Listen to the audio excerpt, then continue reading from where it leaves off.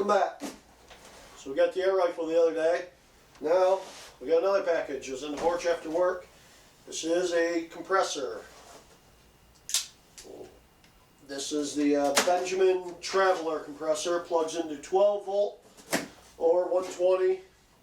I believe you can wire it for 220. The hiccups, sorry. We're going to open it up and see what it looks like here, see how they package it.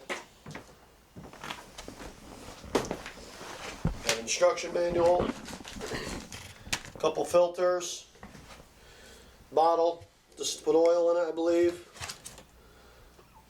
Cord, looks like a rebuild,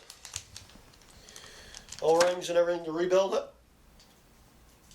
Here's the fill adapter, power cord.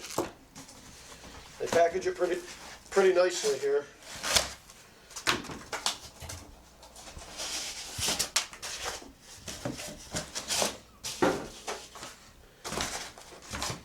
Nice heavy box.